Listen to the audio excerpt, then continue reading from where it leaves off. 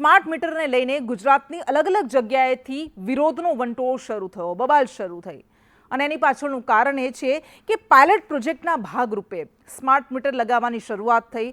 25,000 pilot પ્રોજેક્ટના ભાગરૂપે આ સ્માર્ટ મીટર લગાવવાના હતા અને તેમાં 99% કામ પૂરું થઈ ગયું છે, પરંતુ એ બધા વચ્ચે વડોદરા અને અન્ય કેટલાક શહેરોમાં લોકો દ્વારા વિરોધ નોંધાવવામાં આવ્યો અને તેમાં કોંગ્રેસે પણ વિરોધમાં તેમાં ભાગ લીધો।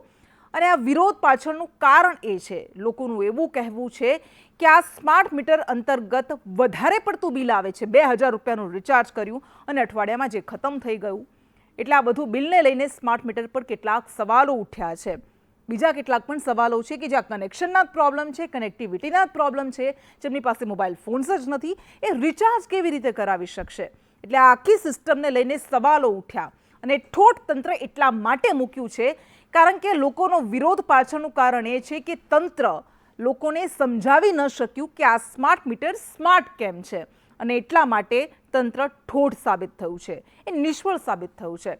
સૌથી પહેલા વિરોધ શા માટે ઉઠી રહ્યા છે, લોકો શું કહી રહ્યા છે તે સાંભળી લઈએ। स्मार्ट मीटर लगा दिए तो 8,000 तो मैंने भर दिए, फिर भी अभी कल वापस आया कि तुम्हारा रिचार्ज खलास हो गया, तुम वापस भरो। अब मेरे घर में बीपी वाले, डायबिटीज वाले बाईपास करेला है। कितना बिल आया? 8,000। कितने दिन का? 10 दिन का। 10 दिन का 10 दिन में 8,000 भरे। तुम्हारे वहाँ लग गया? हाँ, हमारे यहाँ पे भी लग गया। हमारे यहाँ पे मैं अकेली कमाने वाली हूँ, मैं कहाँ से भरूं? मेरी सास बूढ़ी है, मेरे ससुर का इंतकाल हो गया, कहाँ से करने का ये सब? ये नए मीटर के पैसे? नए मीटर के बाद 1,000 रुपए का रिचार्ज तो 2 दिन ही चलता है, तो 8,000 का कराओ तो 8 दिन चलता है, तो कहाँ से लाएंगे? बंगले काम करने जाएंगे कि इनको बिल भर के देंगे? स्मार्ट स्मार्ट मीटर का नहीं है। આ જૂનું બિલ છે, 2 મહિનાનું 1800 ને આ 10 દિવસનું બિલ છે 1500। ગરીબ માણસ ક્યાંથી લાવશે? અમારે લાગી છું, કેટલું બિલ આવ્યું? અમારે 2,000 આવી ગયા 10 દાડાના। આ કામ કરવા જવાનું, અત્યારે જવાનું છે, હજુ કામ કરવા શું જવાનું। કામ કરો છો? નોકરી પર જઈ રહ્યા છો? ઘર કામ કરીએ। હવે ખાવાનું કે બિલ ભરવાનું? તમારે કેટલું બિલ આવ્યું? हमारे भी 1,000 आए 10 दिवस में। हमारा जूनू ऑफिस नऊ दूर करो। मीटर नहीं है, अमुक घरों में भी लाइट नहीं है हमारे वहाँ, और ये बिल जूना बिल जो है हमें को वापस दीजिए, नए बिल को निकालिए, क्योंकि 15 दिन के 1,500 2,000 रुपए बिल आ रहे हैं। હવે 4 ગુણા બિલ આવ્યું છે। 4,000 આવતા હતા, હવે 15 દિવસનું 4,000 આવે છે।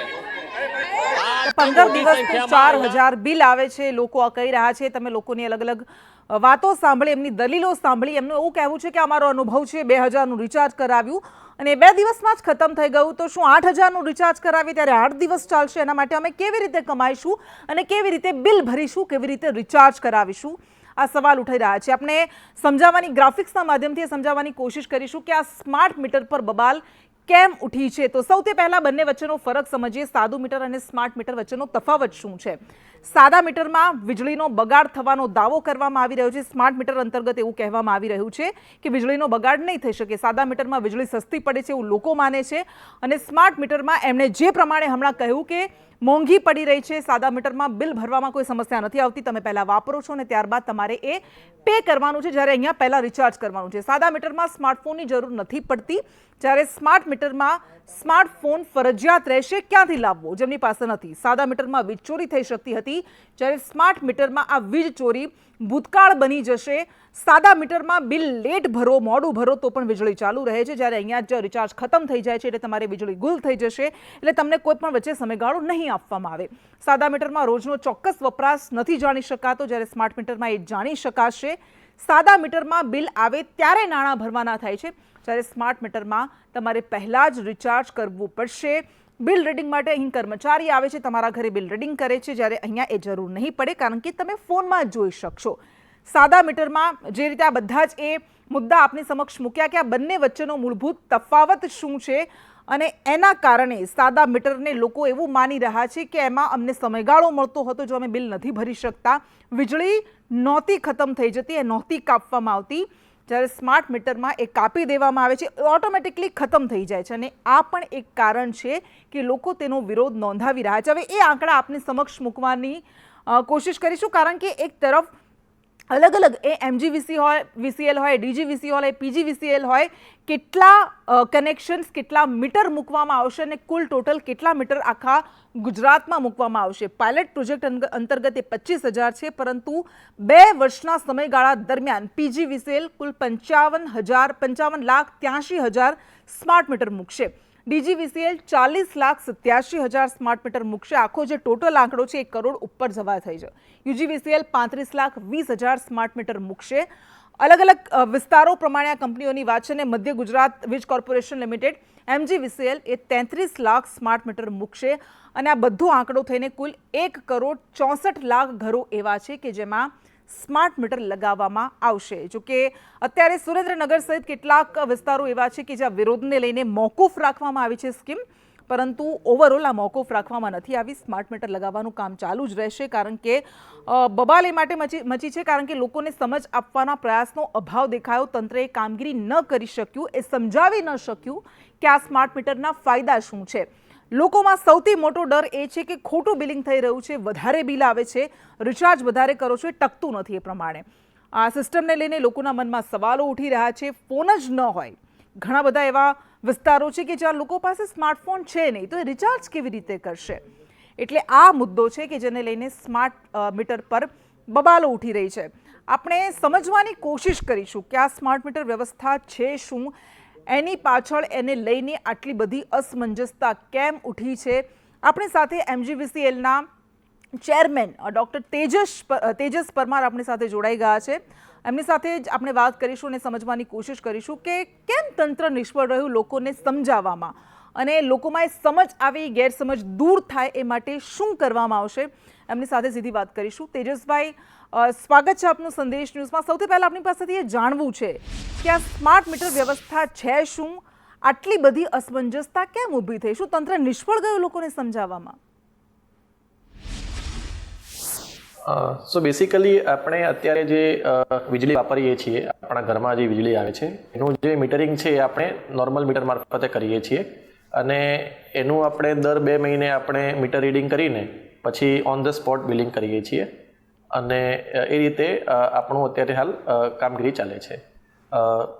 ભારત સરકારની 17/8/21ની એક નોટિફિકેશન છે, જે અંતર્ગત એમાં ખેતીવાડી સિવાયના તમામ ગ્રાહકોને આપણે પ્રીપેડ સ્માર્ટ મીટર હેઠળ આવરી લેવાના છે અને જે અંતર્ગત એક સ્કીમ પણ લોન્ચ પાછળથી થઈ છે, RDSS રિવેમ્પ ડિસ્ટ્રીબ્યુશન સેક્ટર સ્કીમ, જેમાં ડિસ્ટ્રીબ્યુશન કંપનીઝને પોતાનું જે વિદ્યુતનું માળખું છે તેને સુદૃઢ કરવા માટે ગ્રાન્ટ આપવામાં આવે છે. તે અંતર્ગત એક કમ્પોનન્ટ છે કે એમાં સ્માર્ટ મીટર આપણે દરેક ડિસ્ટ્રીબ્યુશન કંપનીઝમાં ગ્રાહકના ત્યાં લગાવવાના છે.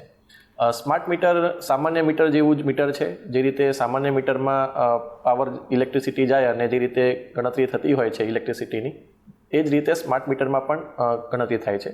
ફક્ત ડિફરન્સ એટલો છે કે સામાન્ય મીટર કોમ્યુનિકેટ નથી કરતા. જે આંકડા છે સ્માર્ટ મીટરમાં આપણી પાસે પ્રોવિઝન એવી છે કે તે RF ફ્રીક્વન્સી અથવા તો પછી GPRS મારફતે એ ડેટા કોમ્યુનિકેટ કરે, જે અમારી સિસ્ટમમાં પણ આવે અને ગ્રાહકને તેના વીજળી એપ્લિકેશન મારફતે પણ એ ડેટા જોઈ શકે. બીજી એમાં એક ખાસિયત એ છે કે એમાં ડિસકનેક્શન અને રિકનેક્શનની જે ફેસિલિટી છે એ સ્માર્ટ મીટરની અંદર જ આપેલી છે. એટલે કોઈ પણ ગ્રાહકના માની લો કે જે વીજળી બિલના જે પૈસા ભરવાના બાકી હોય અને આપણે જનરલી ફિઝિકલ ડિસકનેક્શન કરવા માટે અમારે ડ્રાઈવ ચલાવવી પડતી હોય છે કે લોકોને મોકલવા પડતા હોય છે, એ અહીંયા ફેસિલિટી આમાં મીટરમાં આપેલી છે, જે રિમોટલી આપણે કરી શકીએ છીએ, પ્રોવાઇડેડ કે એમાં જે લોજિક સેટ કર્યું હોય તે પ્રમાણે થતું હોય છે. અચ્છા, તમે કહ્યું કે એ સારું છે. DGVCLના MD છે તે યોગેશ ચૌધરી, એમણે પણ એવું કહ્યું કે લોકોમાં ગેરમાન્યતા, ભ્રમણા ફેલાય છે, લોકો ગેરમાર્ગે દોરાયા છે, બાકી આ સારું છે લોકો માટે. તો સવાલ એ થાય કે શા માટે લોકોને આ મામલે જાગૃત કરવામાં ન આવ્યા? કારણ કે એ તો તંત્રની નિષ્ફળતા છે ને. નહીં, ડેફિનેટલી અમારી વીજળી કંપનીની જવાબદારી છે અને જેટલા પણ વિસ્તારમાં અમે આ સ્માર્ટ મીટર લગાવ્યા છે ત્યાં શરૂઆતમાં આપણે કન્ઝ્યુમર ઇન્ડેક્સિંગ અમે પ્રોસેસ કહીએ છીએ, જે અમે કન્ઝ્યુમરનો ડેટા કલેક્ટ કરીએ છીએ, મીટરનો ડેટા કલેક્ટ કરીએ છીએ.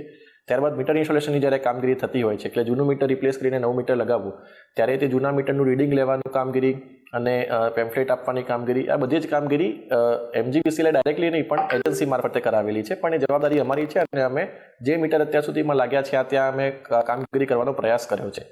અને આ જે પ્રોજેક્ટ છે એકચ્યુઅલી ખરેખર તો ફેબ્રુઆરી માર્ચ મહિનાથી શરૂ થયો છે અને અત્યાર સુધીમાં અમે લગભગ 25,000 જેટલા મીટર પણ લગાવી ચૂક્યા છીએ. અચ્છા, પણ જે લોકો આપણે સાંભળ્યું લોકો પાસેથી કહી રહ્યા છે કે 2,000 અમે રિચાર્જ કર્યું અને 2 દિવસ પણ ન ચાલ્યું, તો આવી રીતે તો 2,000 બિલ તો ન આવે 2 દિવસમાં, તો આ વધુ બિલ આવી રહ્યું છે એવું લોકોનું માનવું છે, તો એ શું છે? Yes, definitely. તો એમાં જ્યારે આપણે મીટર રિપ્લેસ કરવા જઈએ છીએ જૂના મીટરને, તો સૌપ્રથમ અમે જે જૂના મીટર લાગેલું છે તેનું રીડિંગ નોટ કરીએ છીએ. એ એટલા માટે કરીએ છીએ કે જે છેલ્લે તમારા ઘરે બિલ આવ્યું હોય અને જે દિવસે આ મીટર નવું લાગશે ત્યાં સુધીનો જે તમારો વપરાશ છે, વિદ્યુત વપરાશ, એ કલેક્ટ કરવાનું હોય છે અમારે. એના માટે છેલ્લું રીડિંગ લેવાનું હોય છે કે કેટલો વપરાશ તમારો થયો છે જૂનો.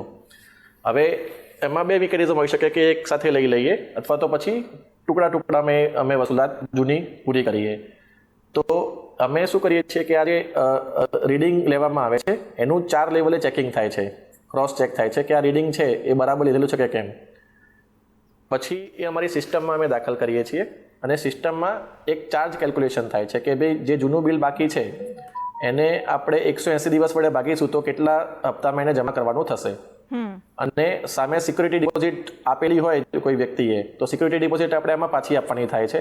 તો સિક્યુરિટી ડિપોઝિટ બાદ કરીને જે રકમ આપવાની થાય એને 180 દિવસ વડે આપણે ભાગીને એટલું ચાર્જ કેલ્ક્યુલેશન કરવામાં આવે છે. અને જે દિવસે તમારા ત્યાં સ્માર્ટ મીટર લાગે એ દિવસથી 0 રીડિંગથી એ મીટર સ્ટાર્ટ થાય છે અને 0 બેલેન્સથી એ મીટર સ્ટાર્ટ થાય છે. જો તમે રિચાર્જ કરાવી દો પ્રીપેડમાં, તમને એક એપ્લિકેશન પણ આપવામાં આવે છે. જો એપ્લિકેશનમાં તમે રિચાર્જ કરાવી દો તો તમારું બેલેન્સ પોઝિટિવમાં જશે. જો તમે રિચાર્જ નહીં કરાવો તો તમારા બેલેન્સમાંથી પૈસા કપાતા જશે અને 0થી નીચે ચાલુ થશે. સપોઝ કે માની લો કે તમે જો 500 રૂપિયા પહેલાંથી રિચાર્જ કરાવેલું છે તો 500માંથી પૈસા કપાશે. અને જો તમે બેલેન્સ નહીં કરાવ્યું હોય તો 0થી નીચે માની લો કે તમે 30 રૂપિયાનો વપરાશ કર્યો કે 40 રૂપિયાનો વપરાશ કર્યો કે 50 રૂપિયાનો વપરાશ કર્યો તો એ માઇનસમાં જતું જશે. એટલે એ રીતે આમાં બેસિકલી તમે જેટલો વપરાશ કરો છો એટલા વપરાશનું દૈનિક ધોરણે જે કેલ્ક્યુલેશન થઈને જે એટલે જેટલો વપરાશ કરો છો એ પ્રમાણે બિલ આવશે એવું આપનું કહેવું છે. પણ લોકોની દલીલ એ પણ છે કે દૂર દરાજના વિસ્તારોમાં કે જ્યાં લોકો પાસે ફોન જ નથી, તો કેટલાય લોકો એવા છે કે જેમની પાસે ફોન નથી, તો પછી રિચાર્જ સિસ્ટમમાં કામ કેવી રીતે થશે, કેવી રીતે રિચાર્જ કરી શકશે? નહીં, જો આપણે ડિજિટલ ઇન્ડિયાનો યુગ છે અને લગભગ આપણા જો કન્ઝ્યુમર્સ જોઈએ તો લગભગ 80 કરોડ ગ્રાહકો પાસે મતલબ આખા ઇન્ડિયામાં મોબાઈલ છે. અને અત્યારે પણ અમારું જે નોર્મલ બિલ પણ અમે જે કલેક્શન કરતા હોઈએ છીએ જનરલી, એમાં અમારું 80% બિલ કલેક્શન ઓનલાઈન માધ્યમે થાય છે. 20% જે છે એ ઓફલાઈન માધ્યમે અમારું આવે છે. એટલે અને ડેફિનેટલી આપણે એમાં મોબાઈલ કનેક્ટિવિટી માટે પૂરેપૂરા પ્રયત્નો અત્યારે કરવામાં આવી જ રહ્યા છે. અને અત્યારે આપણી પાસે અને મોબાઈલ પોતાની પાસે ના હોય પણ એને રિચાર્જ કરવાની માટે સુવિધા મેં કીધું કે એમ સબ ડિવિઝન ઓફિસમાં પણ કરી શકે છે. અને ભવિષ્યમાં અમે બીજા સેન્ટર્સ પણ રિચાર્જ કરવા માટેના ખોલીશું, એટલે કોઈ પણ ગ્રાહકને નજીકમાં સેન્ટરથી રિચાર્જ કરી શકાય. જી, ખૂબ ખૂબ આભાર. જી બિલકુલ, ખૂબ ખૂબ આભાર આપનો સંદેશનું સાથે વાત કરવા માટે. એટલે જરૂરી છે કે જ્યારે કોઈ પણ બદલાવને લાગુ કરવામાં આવે ત્યારે એની સમજ લોકો સુધી પહોંચાડવામાં આવે, કારણ કે માનવ સ્વભાવ છે કે કોઈ પણ બદલાવને સ્વીકારવા માટે ખચકાટ અનુભવે છે. પરંતુ જો એ સારું છે તો એ તમારી જવાબદારી છે, તંત્રની જવાબદારી છે, સરકારની જવાબદારી છે કે એના ફાયદા લોકો સુધી પહોંચાડે, એની સમજ લોકો સુધી પહોંચાડે કે જેના કારણે આવા ઘર્ષણ ઊભા ન થાય.